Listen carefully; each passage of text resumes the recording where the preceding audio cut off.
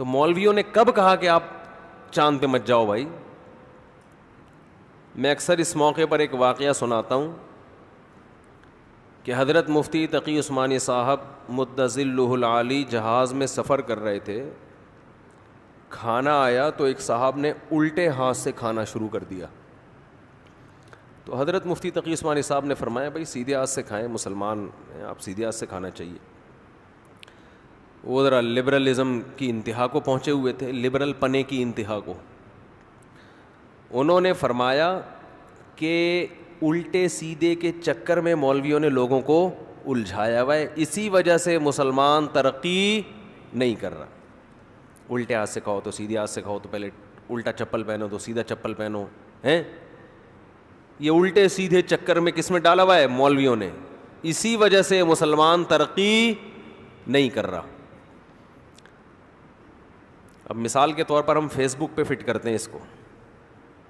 ادھر آپ ایک انگریز ہے, ٹھیک ہے نا, رشیا کے سائنٹسٹ ہیں جو راکٹ کہاں بھیج رہے ہیں؟ چاند پہ.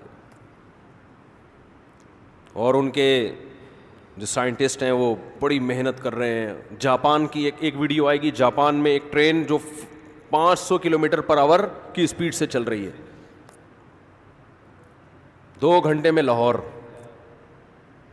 ہمارے ہاں اگر ایسی ٹرین چل پڑے, لوگ حکومت لاہور کو تھوڑا آگے کر دے گی کہ اتنی جلدی لاہور کیوں پہنچ رہے ہیں, اتنی ٹینشن فری زندگی لوگ کیوں گزارے, تو لاہور کو چھوڑا 6 گھنٹے اور آگے کرو, لاہور یہاں سے شفٹ ہو جائے گا.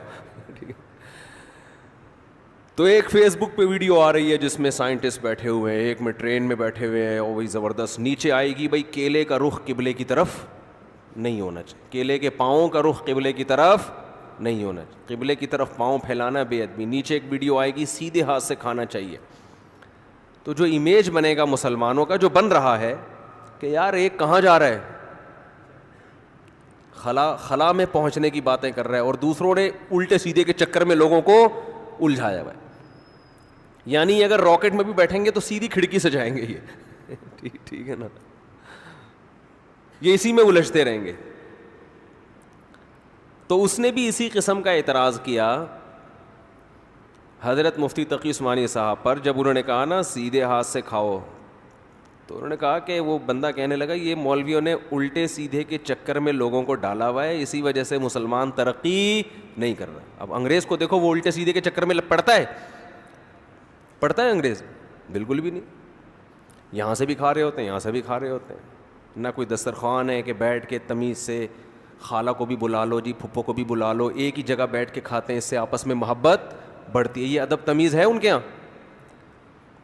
بھائی ماموں آئے ہوئے ہیں, رشتہ دار ہیں, وہ کیا سوچیں گے بھانجے نے الگ بیٹھ کے کھا لیا. تو انگریزوں کے ماموں واموں تو ہم نے کبھی سنا ہی نہیں ہے.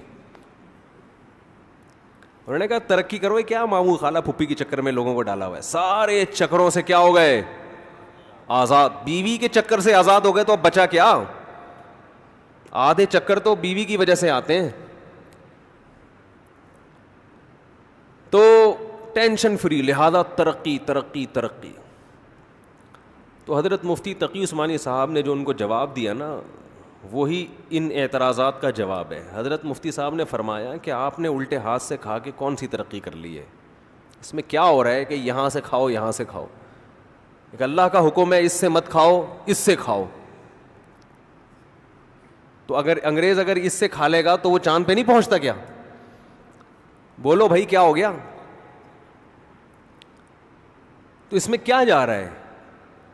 اور اگر کبھی کوئی ٹینشن ہے, آپ کا یہ خیال ہے کہ اگر میں نے سیدھے ہاتھ سے کھایا تو میں چاند پہ نہیں پہنچ سکوں گا, تو اسلام پھر آپ کو اجازت دیتا ہے کہ اتنی ٹینشن مت لو, الٹے سے کھا لو بھائی, چاند پہ پہنچنا زیادہ ضروری ہے.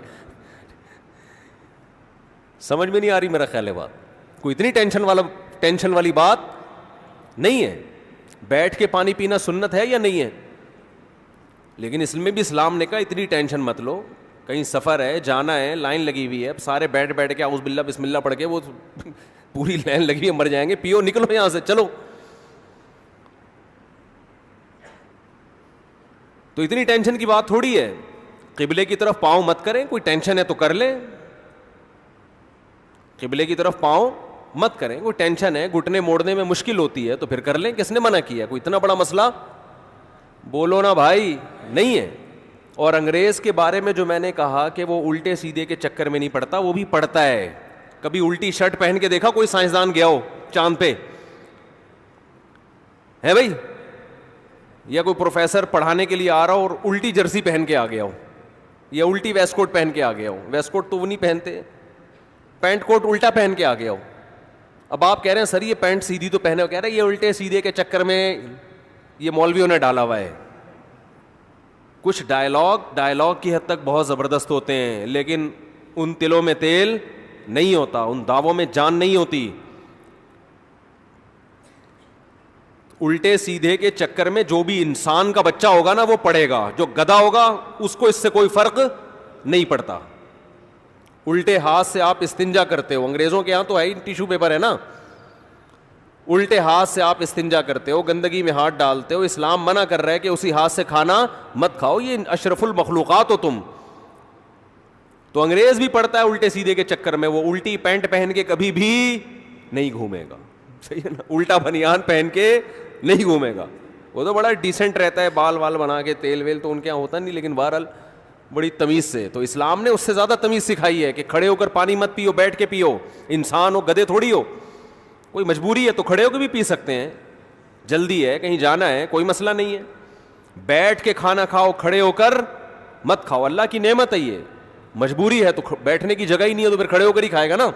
اب ریڈی پہ برگر کھا رہا ہے تو کہاں بیٹھے گا, گٹر کے ڈھکن پہ تھوڑی بیٹھے گا. ریڈی پہ کھڑے ہو کر کوئی حلیم کھا رہا ہے تو جگہ نہیں ہے تو کھڑے ہو کر ہی کھائے گا, وہ منع نہیں ہے, جگہ ہی نہیں ہے بیٹھنے کی.